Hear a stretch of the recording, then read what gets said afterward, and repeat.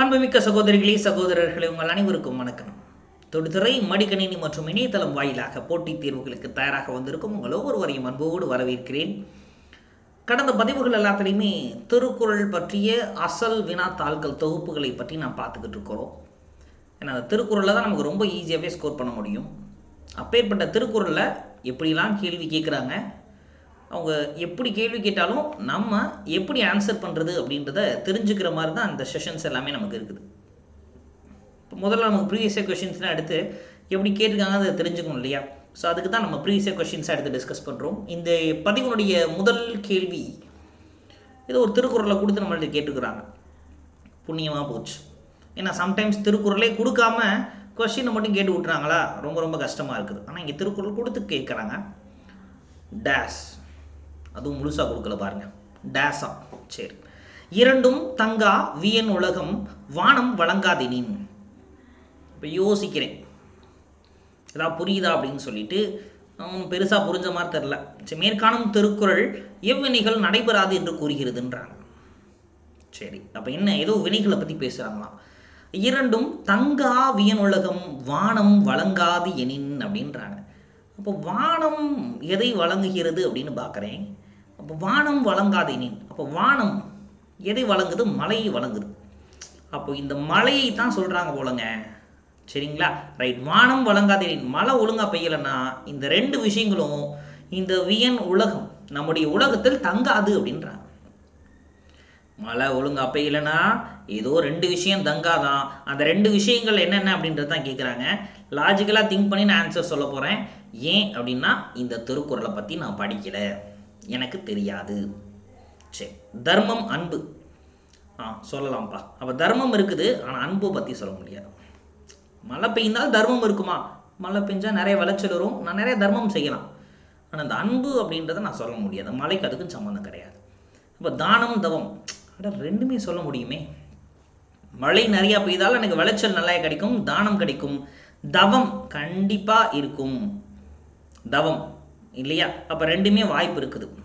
இருந்தாலும் யோசிக்கிறேன், ஒருவேளை இது மாதிரி வேறு ஏதாவது ஆப்ஷன்ஸ் இருக்கா அப்படின்றதையும் பார்த்துக்கணும் இல்லையா? ஸோ அப்போ இது இப்போதைக்கு செலக்டட். சரி, அடுத்து தவம் இன்பம் அப்படின்றாங்க. தவம் வாய்ப்பு இருக்குது, ஆனால் அந்த இன்பம் அப்படின்றத என்னால் சொல்ல முடியாது, தெளிவாக சொல்ல முடியாது.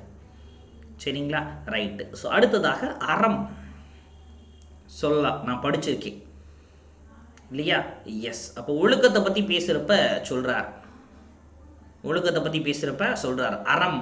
அப்போ மழை ஒழுங்காக பெய்தால் இங்கே அறம் நிலைத்திருக்கும்ன்றதை வள்ளுவர் சொல்கிறாரு, நான் படிச்சிருக்கேன். அப்போ அறம் சொல்லலாம், ஆனால் பொருள் அப்படின்றத எனக்கு தெளிவாக சொல்ல முடியாது. அப்போ ஆப்வியஸாக இந்த திருக்குறளுக்கு பி தாங்க ஆன்சர். அப்போ என்னதான் என் திருக்குறள் அப்படின்னு பார்த்தா, தானம் தவம் இவும் இரண்டும் தங்கா வியன் உலகம் வானம் வழங்காதெனின். இந்த உலகத்தில் மழை ஒழுங்காக பெய்யவில்லை என்றால் தானமும் இருக்காது, தவமும் இருக்காது அப்படின்றது தான் சொல்கிறாரு. பாருங்க, அப்போ எல்லா திருக்குறளையும் நம்ம படிச்சுட்டு போய் தான் எக்ஸாமில் எழுதணும் அப்படின்னா இந்த 1330 திருக்குறளை நம்ம படித்து அதுக்கான அர்த்தங்களை புரிஞ்சுக்கிறதுக்குள்ளேயே பாதி நாள் போயிடும். அதுக்கு அங்கே மற்ற சப்ஜெக்ட்ஸ், ஏன்னா 8th யூனிட் ஃபுல்லாக திருக்குறள் கிடையாது, 8th யூனிட்டில் ஒரு பகுதி தான் திருக்குறள்.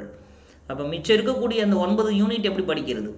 இப்போ திருக்குறளை நாம் ஆழமாக அர்த்தம் புரிந்து படிச்சுக்கிட்டோம் அப்படின்னா லாஜிக்கலாக அது மாதிரி நம்மளால் ஆன்சர் பண்ண முடியும். சரி, அடுத்த கேள்வி அவங்க எப்படி கொடுத்துருக்காங்கன்றதை பார்ப்போம். வஞ்ச மனத்தான் படிற்றொழுக்கம் பூதங்கள் ஐந்தும் அகத்தை நகும், இதில் வலியுறுத்தப்படுவது எது அப்படின்றாங்க. கடவுள் இருக்காரு குமாரு, அந்த மூமெண்ட்டு தான். ஏன்னா திருக்குறள் ஃபுல்லாக கொடுத்துட்டாங்க, திருக்குறளை ஃபுல்லாக கொடுத்துட்டாங்க அப்படின்னா கொஞ்சம் யோசிச்சு பார்த்து கூட நம்மளால் ஆன்சர் பண்ணிட முடியும். அப்போ இங்கேயும் பார்க்குறேன், வஞ்ச மனத்தான் படிற்றொழுக்கம் பூதங்கள் ஐந்தும் அகத்தே நகும். சரி, தெரிஞ்ச மாதிரி இருக்குது. எதை சொல்கிறார் அப்படின்றத பார்க்குறேன், ஆப்ஷன்ஸ் பார்க்குறேன். போலி மரியாதை, மரியாதை பற்றி பேசுகிறாரா? பேசின மாதிரி தெரியல.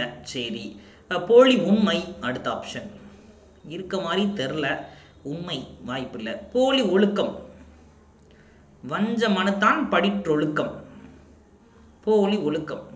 அட ஆமாங்க, படிற்றொழுக்கம் அப்படின்னா போலி ஒழுக்கம். கண்டுபிடிச்சிட்டேன், இதுதான் ஆன்சர். பாருங்க எவ்வளோ எளிமையாக கேட்டிருக்கிறாங்க அப்படின்னு சொல்லி. ஒரு சில டைம் இது மாதிரி எளிமையான கேள்விகள் நமக்கு மாட்டும், ரொம்ப சந்தோஷமாக ஆன்சர் கொடுத்து போயிடணும். கேர்லெஸ் மிஸ்டேக்ஸ் வரும் எளிமையாக கேட்டுட்டாங்கன்னா. அப்படி கேர்லெஸ் மிஸ்டேக்ஸ் நம்ம பண்ணிடவே கூடாது. சரிங்களா? ரைட். இந்த திருக்குறளில் என்னதான் சொல்கிறாங்க? வஞ்ச மனத்தான் படிட்டொழுக்கம் பூதங்கள் 5ம் அகத்தே நகும் அப்படின்றாங்க. அப்போ வஞ்ச மனத்தான் பொய், போலி, மனசுக்குள்ள வஞ்சகத்தை வைத்துக்கொண்டு படிற்றொழுக்கம், ஒழுக்கமாக இருக்க மாதிரி நடிப்பாங்க இல்லையா, அவங்கள சொல்கிறாங்க இல்லையா? ஆமாம். ஸோ இது எங்கே அப்படின்னா கூடா நட்புன்றதில் இதை தெளிவாக சொல்கிறார். கூடா நட்புன்ற அதிகாரத்தில் இதை பற்றி தெளிவாகவே பேசுகிறார். சரிங்களா? இப்போ மனசுக்குள்ள வஞ்சகத்தை வைத்துக்கொண்டு வெளியே ஒழுக்கமாக இருப்பது போல் நடிப்பார்கள் இல்லையா, அவர்களை இந்த பூதங்கள் 5ம், ஐம்பூதங்கள் பார்த்தா மனசுக்குள்ள இழிவாக நினச்சி சிரிக்குமா, நகும், நக்கலாக சிரிக்கும். டேய் நீ யாருன்னு எனக்கு தெரியாதா, வெளியே பார்த்தா ஒழுக்கமாக இருக்க மாதிரி நடிச்சுக்கிட்டு உள்ளுக்குள்ளே நீ என்னென்ன நினைக்கிற, என்னென்ன செய்கிறன்றது தெரியாதா, இந்த மாதிரி ஐம்பூதங்களும் மனசுக்குள்ள நகும் அப்படின்னு சொல்கிறாங்க. எளிமையான ஒரு குறள். மேலும் இது போன்ற திருக்குறளை டெய்லி பைட்ஸாகவே நம்ம ப்ரீவியஸ் கொஸ்டின்ஸாக டிஸ்கஸ் பண்ணோம்னா இந்த சேனலில் நம்ம தொடர்ந்து சந்திப்போம். நன்றி.